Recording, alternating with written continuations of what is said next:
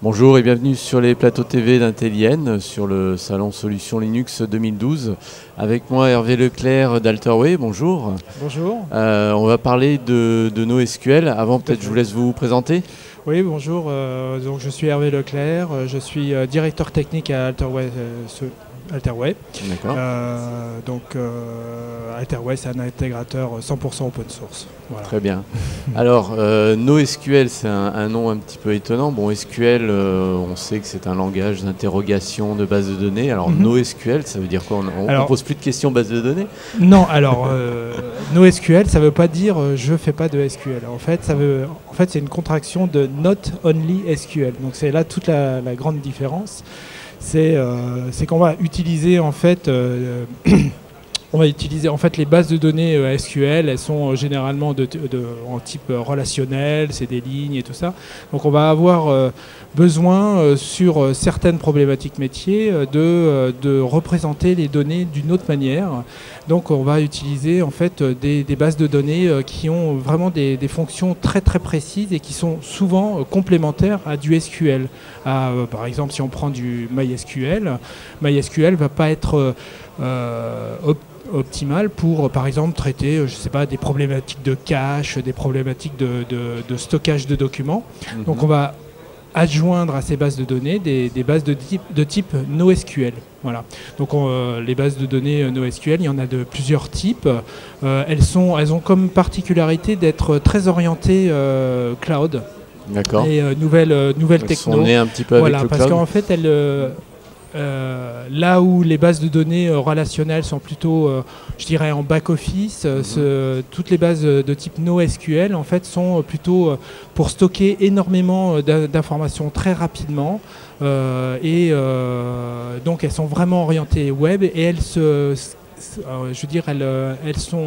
nativement faites pour avoir une scalabilité très, très très forte. Parce qu'en gros, il suffit d'ajouter un serveur avec la nouvelle base pour qu'elle soit en prise en compte. Donc on va décupler la puissance du moteur grâce à ça. Ce qu'on appelle le sharding et tout ça. D'accord, Voilà. donc en gros, on va dire les usages principaux des bases de données NoSQL, c'est essentiellement quand on a affaire à des sites web avec un fort trafic, avec on va dire un fort, on va avoir beaucoup de données qui vont être rentrées très rapidement. Voilà. En fait. Donc en fait, on a vraiment, en fait, les bases de données NoSQL, elles sont vraiment ciblées sur, je dirais, une fonction très particulière.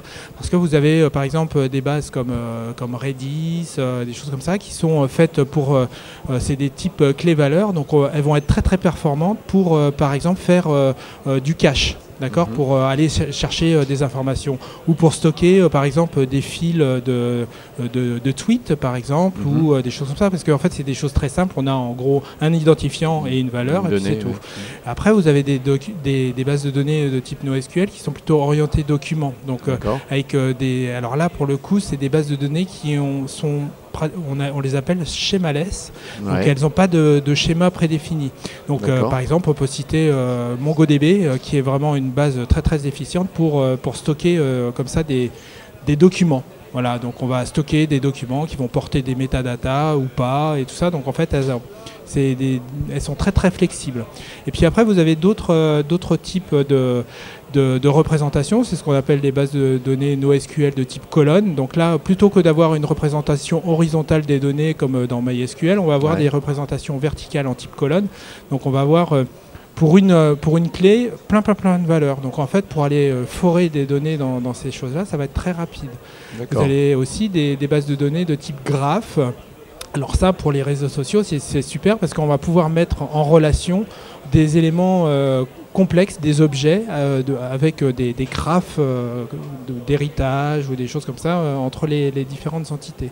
Donc on voit bien qu'il y a une spécificité à chaque fois et donc c'est des bases qui sont réellement complémentaires de ce qu'on peut avoir. Alors, par contre, il ne faut pas envisager un projet entièrement en NoSQL. C'est parce qu'on a souvent besoin de relationnel, on a besoin d'avoir de l'intégrité de données, des transactions et tout ça. Donc c'est des bases qui n'ont absolument pas ça. Elles sont même carrément quelquefois, je dirais, à un instant T, elles n'ont pas d'intégrité. D'accord. Donc c'est très intéressant. Mais donc là où elles gagnent en rapidité et tout ça, elles vont le perdre forcément dans tout ce qui est transactionnel. Mais c'est pas leur but non plus. Voilà, c'est un usage bien particulier. Et juste une dernière chose, et maintenant on se dirige aussi sur des bases de données qui intègrent à la fois donc cette orientation NoSQL, avec aussi, en fait, elles ont chacune des langages qui s'approchent très très fortement du SQL.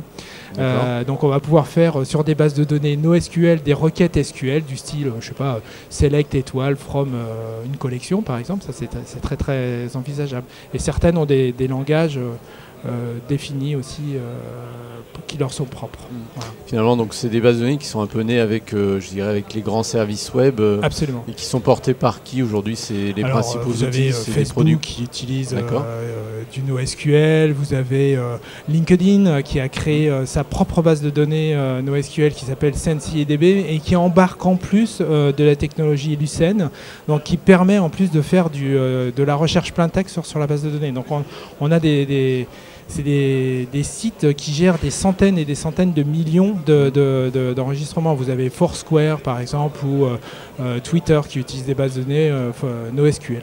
Voilà. D'accord. Donc c'est vraiment des bases de données web. Voilà. Et qui sont open source, même Facebook, Twitter, donc ce sont plutôt des services dont le code source n'est pas disponible, mais malgré tout, on se rend compte qu'ils utilisent quand même aujourd'hui beaucoup de composants open source pour bâtir leurs services. Elles sont pratiquement 100% open source. Il y a des leaders avec Apache, avec HBase et tout ça. Et surtout, elles offrent une multitude d'API. Elles sont nativement compatibles avec Java, PHP, C, Ruby. Enfin, elles sont... c'est vraiment utilisable avec toutes sortes de langages. Faut vraiment pas à chaque fois qu'on pense projet, il faut toujours penser maintenant. Je pense en plus de l'orientation, je dirais transactionnelle, il faut voir quel service on va pouvoir déporter sur ça. Par exemple, quand on veut faire des mises à jour très rapides d'index ou de prix sur un frontal, on va pas utiliser du MySQL parce que ça va être c'est des bases de données plutôt orientées back office. Donc on va utiliser simplement pour une toute petite partie du site ces bases de données NoSQL. Par exemple du Redis pour faire de la mise à jour très rapide. Voilà. Ok, Hervé Leclerc, merci beaucoup pour toutes ces informations, ces éclairages sur les bases de données NoSQL. Merci. Au revoir. Au revoir.